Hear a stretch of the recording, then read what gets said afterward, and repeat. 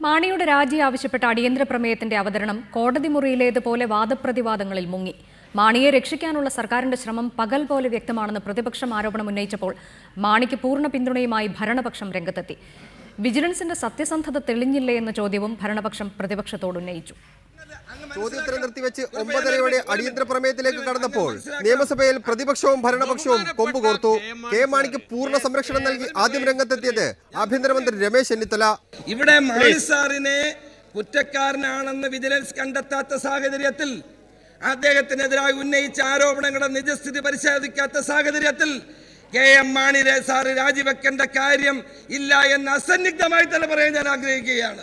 എന്നാൽ കേസിൽ സർക്കാരിന്റെ അഭിപ്രായം തേടരുതെന്ന് ഹൈക്കോടതി വിധി ഉണ്ടായിട്ടും രമേശ് ചെന്നിത്തല കേസുമായി ബന്ധപ്പെട്ട എല്ലാ കാര്യങ്ങളും എങ്ങനെ അറിഞ്ഞുവെന്ന് കോടിയേരി ബാലകൃഷ്ണൻ ചോദ്യം ഉന്നയിച്ചു.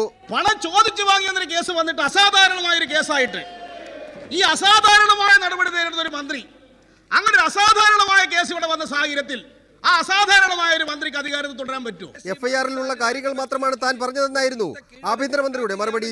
ഒരു ഡ്രൈവറുടെ മൊഴിയുടെ അടിസ്ഥാനത്തിൽ കേസെടുത്താൽ നാടിന്റെ സ്ഥിതി എന്താകുമെന്ന ആശങ്കയായിരുന്നു മുഖ്യമന്ത്രി പ്രകടിപ്പിച്ചത്. ഒരു ഡ്രൈവർ പറഞ്ഞതിന്റെ പേരിൽ